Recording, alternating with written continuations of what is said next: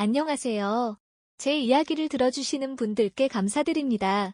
저는 평범한 남성으로 살다가 여러 가지 일을 겪으며 사람 사이의 감정이 얼마나 복잡하고 예측하기 어려운지 깨닫게 되었습니다.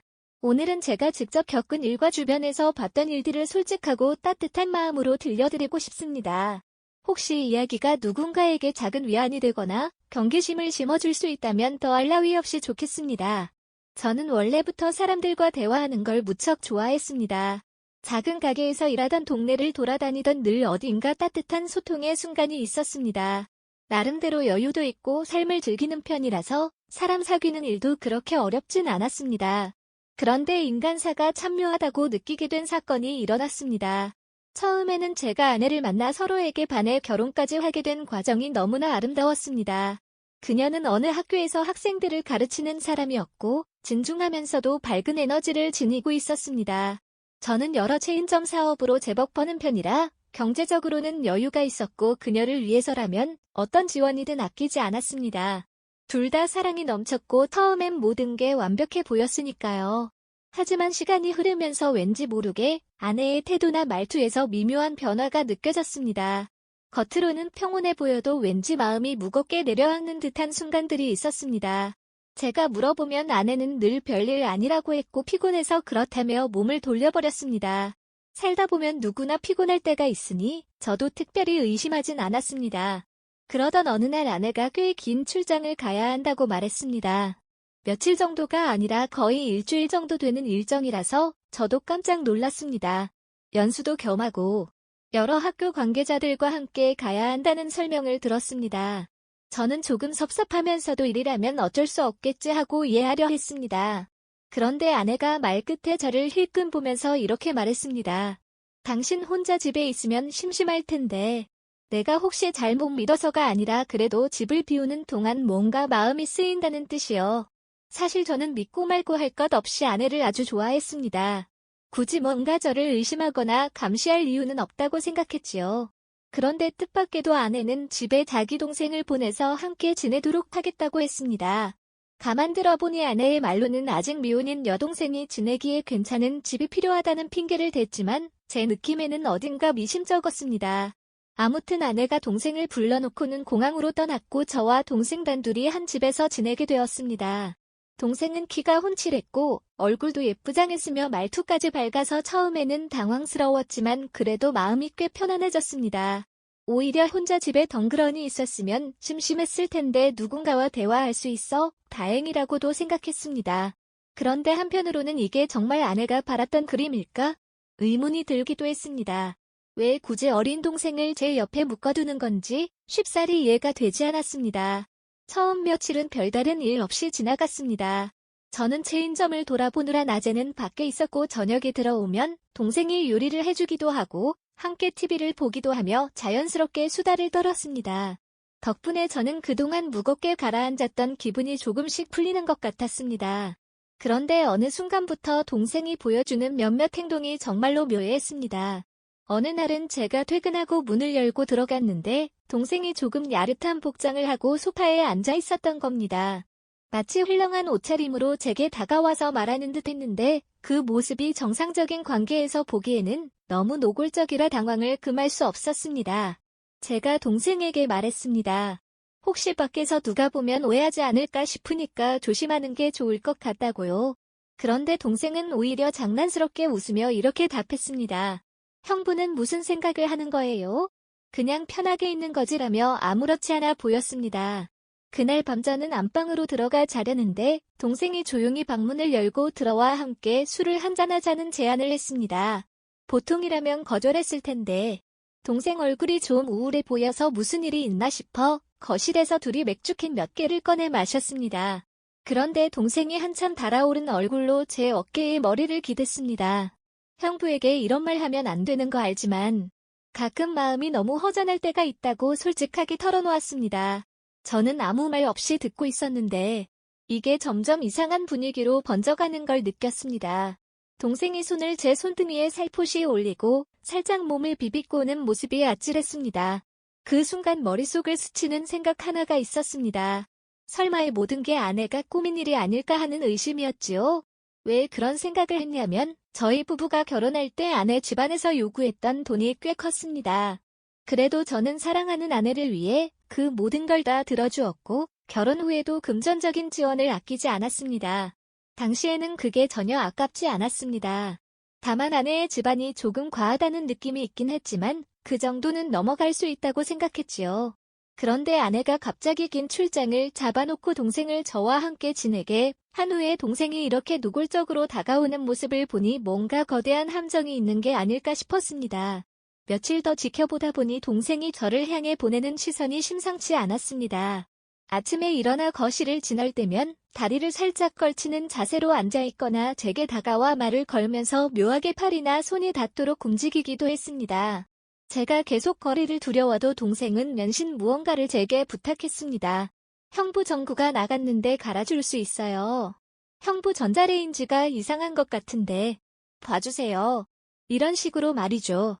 그러다 어느 날은 동생이 이상하게 속이 안 좋다며 화장실에 들어가 한참을 토했습니다. 저는 단순히 체한 줄 알았지만 그 모습이 어딘가 수상했습니다. 그렇게 동생이 한동안 토해내고 기운을 잃은 채 누워있을 때 제가 문득 떠오른 생각이 있었습니다. 혹시 임신한 건 아닐까? 그러나 동생은 미혼이라니. 이건 어떻게 된 일인가 하고 의문이 증폭되었습니다.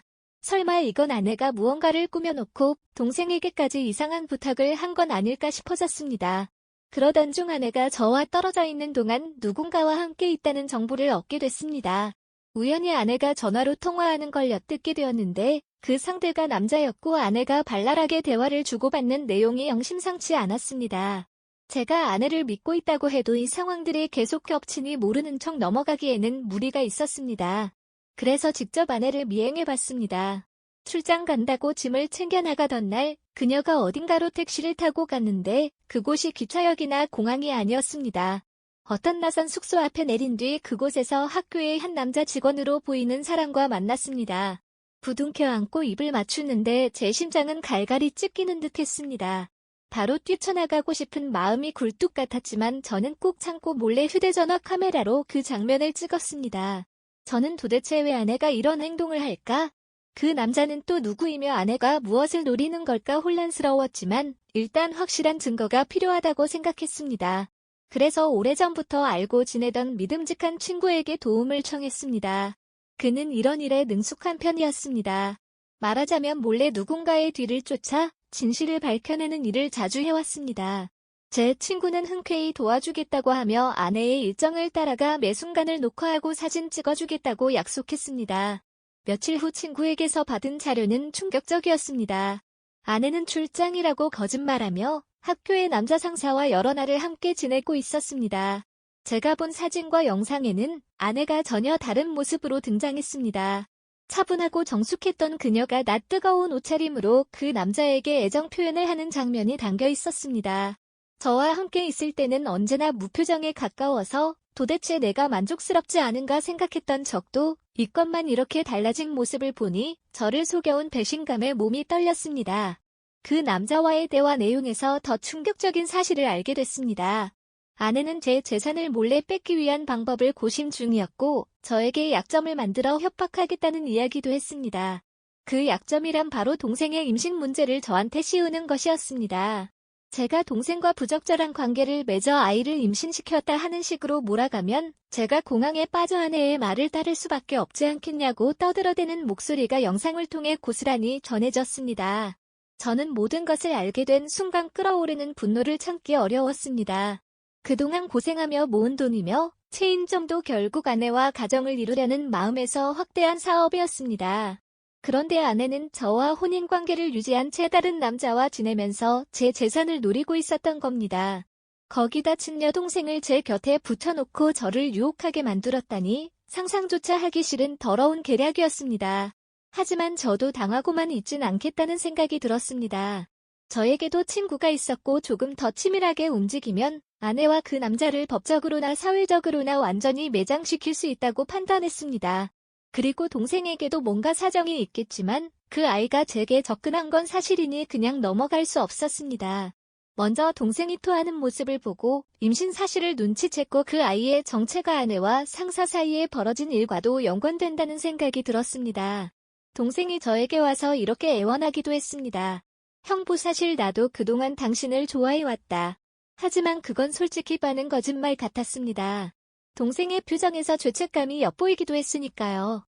술을 잔뜩 마신 날 동생이 실토했습니다. 사실 이 아이는 다른 사람과의 사이에서 생긴 것인데 언니와 어머니가 이 기회를 이용하려 한다는 겁니다.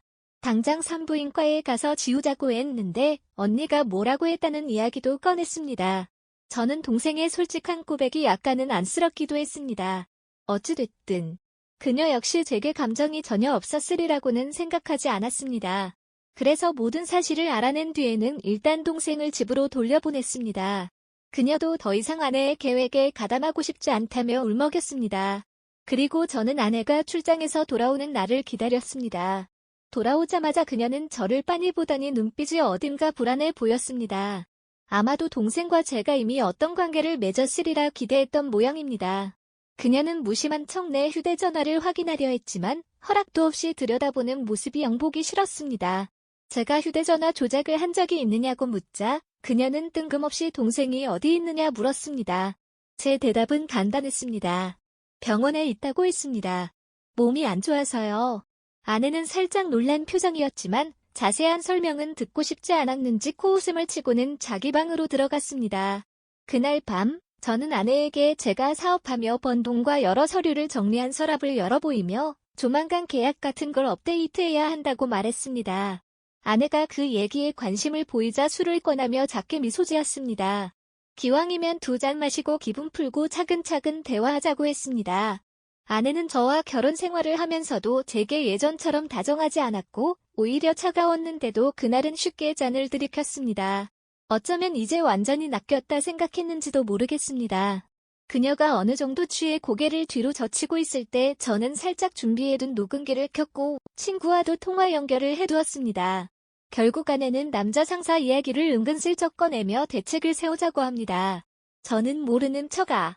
예를 들어 어떤 대책을 말이야 하며 되물었고 아내는 볼을 붉히며 무심하게 고개를 돌렸습니다. 그러다 술이 좀 더 들어가니 결국 자신의 속내를 털어놓았습니다.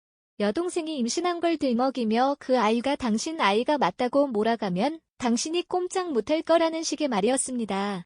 저는 그걸 다 녹음했습니다. 아내는 마지막 순간에 몸을 격렬히 휘청이더니 그대로 잠이 들었습니다. 그 사이에 저는 그녀의 휴대전화를 주어 아내와 남자 상사가 나눈 메시지와 사진들을 확보했습니다. 다음날 저는 친구의 도움으로 아내가 근무하는 학교 행사가 열리는 시점에 자료를 터뜨렸습니다. 학교에서는 교사들이 모인 가운데 여러 장의 사진과 음성 파일이 퍼지며 한바탕 난리가 났습니다. 교장 선생님이 화를 냈고 그 남자 상사는 인사위원회에 해부될 처지가 되었습니다.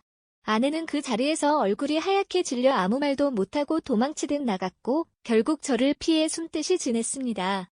그 뒤로 우리는 법원에서 이혼 절차를 밟았고 저는 당연히 아내가 혼인 파탄에 주된 책임이 있다고 생각했습니다.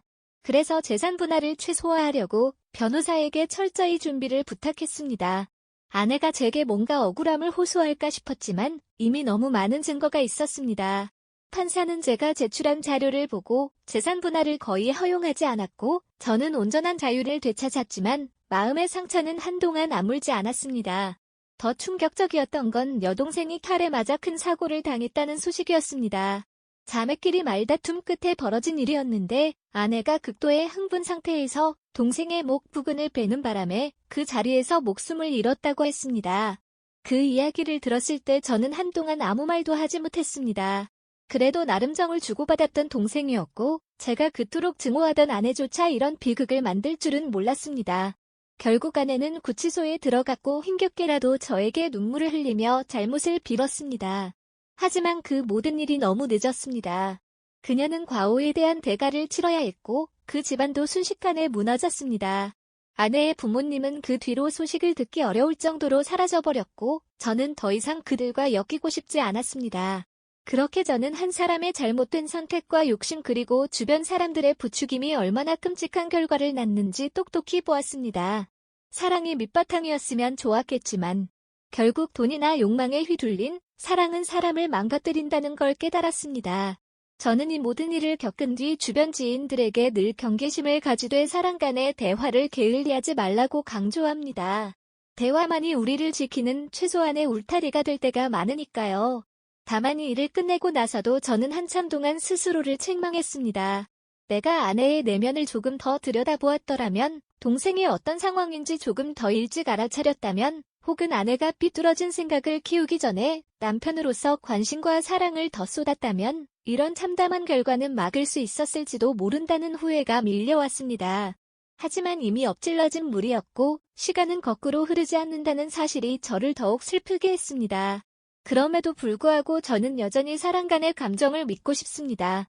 제가 운영하는 유튜브 채널에서 가끔 이런 이야기를 나눌 때면 누군가는 너무 극단적인 예시 아니냐며 웃어넘기기도 하지만 실제 세상엔 별의별 일이 존재하고 어쩌면 이런 극단을 피하기 위해 미리 준비하고 마음을 단단히 해야 한다는 말을 꼭 드리고 싶습니다. 요즘은 마음 편하게 지냅니다. 작은 가게들도 더 잘 돌아가고 있고 저 역시 주변의 따뜻한 이들과 자주 만나 이야기 나누며 마음의 안정을 찾고 있습니다. 때론 제 영상에 댓글을 달아주시는 분들께서 저도 비슷한 일을 겪었어요 라거나 사람 욕심이 정말 끝도 없더라고요 하고 경험담을 털어놓을 때가 있습니다. 저는 그런 글을 볼 때면 괜히 가슴이 먹먹해집니다. 우리는 모두 사랑을 꿈꿉니다. 달콤하고 행복한 감정에 빠져들 때면 세상이 다 예뻐 보이기도 합니다. 하지만 사랑의 바탕에는 늘 신뢰와 존중이 있어야 하며 서로 다른 사람임을 이해해야 한다고 생각합니다. 무조건적인 소유 욕심이나 수단과 방법을 가리지 않는 집착은 결국 서로에게 큰 상처를 남길 뿐입니다. 저 역시 이번 사건을 통해 확실히 배웠습니다. 가끔 떠오르는 기억이 있습니다. 아내가 출장을 간다며 집에서 저를 떠나던 날 기묘하게 웃으면서 동생을 잘 챙기라고 했던 장면입니다. 그때 저는 그냥 내 아내가 동생을 많이 아끼는구나 하고 대수롭지 않게 넘겼습니다. 돌아보면 그 미소 뒤에는 다른 계산이 깔려 있었던 겁니다. 모든 진심이 제게 향한 게 아니었다는 사실이 너무나도 아픕니다. 이제 제 이야기를 마무리하며 여러분에게 작은 당부를 드리고 싶습니다. 사랑이라는 게 참 귀하고 좋은 것이지만 한편으로는 사람의 마음을 갖고 장난하는 이들도 있습니다. 언뜻 보면 우아하거나 다정해 보이지만 그 속내를 알기 전까지는 방심할 수 없는 이들이 있지요. 그것이 바로 우리가 계속해서 주변을 살피고 대화를 통해 서로의 마음을 검증해야 하는 이유 아닐까 싶습니다. 그리고 혹여 누군가가 너무 쉽게 다가오거나 느닷없이 거리를 좁히려고 할 때는 한 번쯤 조심스러운 마음으로 살펴보시길 바랍니다. 저도 원래는 낯선 사람에게 지나친 의심을 하지는 않던 성격이었지만 이번 일을 겪고 난 뒤 조금 더 신중해졌습니다. 제 경험을 통해 누군가가 혹시라도 비슷한 상황에 놓이지 않았으면 하는 마음입니다. 요즘 저는 제 유튜브 채널에서 이렇게 제 경험을 따뜻하게 풀어내는 일을 즐기고 있습니다. 초반엔 부끄럽기도 하고 너무 자극적인 이야기여서 들려드리는 게 맞을까 고민했는데 의외로 많은 분들이 제 이야기를 듣고 경각심을 갖게 됐다든지 혹은 용기를 얻었다는 말씀을 전해주시더군요. 그럴 때마다 저 역시 이 채널을 계속해야겠다고 다짐하게 됩니다. 사실 말이란 게 참 묘해서요. 힘들고 지친 사람이 한마디 나눌 누군가가 있다는 것만으로도 많은 위로가 됩니다. 그래서 저 역시 댓글에 늘 댓글을 달며 여러분의 이야기를 조금이나마 함께 나누려고 합니다. 제가 이렇게 솔직하게 털어놓는 이야기를 들으시면서 혹시 마음 한구석이 편해지거나 고민 하나가 정리된다면 그것만으로도 의미가 있겠지요. 대화를 할 때 가장 중요한 건 상대방을 존중하는 태도라고 믿습니다. 우리가 대체로 많이 겪지 못했던 극단적인 사건이라도 그 안에 들어있는 감정의 본질은 비슷하지 않을까요? 사랑이 깨질 때, 믿음이 무너질 때 사람들은 대부분 큰 상처를 입습니다. 그 상처가 걸맞아 파멸로 이어지지 않도록 서로가 손을 내밀어줘야 하는데 간혹 서로 잘못된 방향으로 치닫는 경우가 있습니다. 저 역시 거기에 휩쓸릴 뻔한 경험을 했기에 이렇게 조심스레 말씀드리고 싶습니다. 그래도 저는 여전히 사랑이 아름답다고 생각합니다. 가까운 이와 함께 밥을 나누고 낮잠을 자고 손을 잡으며 산책하는 그 소소한 순간들이야말로 세상을 살아가는 큰 행복 아니겠습니까? 그런 행복을 망치지 않기 위해선 상대를 신중히 살피고 내 진심을 솔직하게 전하면서도 무조건적 믿음만을 내세우지 않는 균형 감각이 필요한 것 같습니다. 누군가는 제게 물었습니다. 혹시 앞으로 다시 누군가를 만났을 때 또 비슷한 배신을 당하면 어떡할 거냐고요? 저도 두렵습니다. 상처가 크면 사람은 쉽게 겁을 내니까요. 하지만 저는 그래도 언젠가 또 사랑을 할 것입니다. 물론 이전보다 더 신중하고 조심스러운 태도를 취하겠지요. 중요한 건 제 마음이 완전히 다치지 않는 것입니다.